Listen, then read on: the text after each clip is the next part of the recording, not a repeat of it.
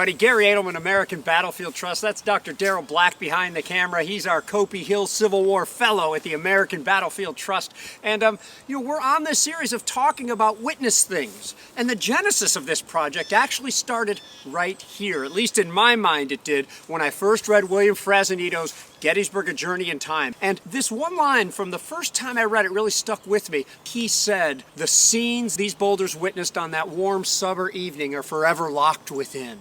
It's always made me think, well, what were those scenes? Well, here on Culp's Hill, it's pretty simple. On July 2nd, 1863, as it was getting dark, they would have been able to see Confederate soldiers coming up behind me. We got Virginians, we got Louisianians, you're gonna have some North Carolinians, Maryland troops, Virginia troops elsewhere as well. It would have seen sheets of flame being delivered toward the Confederates, Confederates taking cover wherever they could and being able to return fire at the Union soldiers. Soldiers actually went up to this rock here, and they would have crouched under it. It is shown in the Forbes drawing, and of course, as the Confederates are pinned down closer to the summit, as the Union fire continues not only on the night of the 2nd, but also on the morning of July 3rd, we know that Confederate soldiers were all over this side of the hill, and that was the place to escape some crossfire. So it not only witnessed, but it touched the history. It touched Matthew Brady's assistant, maybe Brady himself. Now, if you'll come a little ways over here, you might be able to get a view up toward the top, and you can maybe see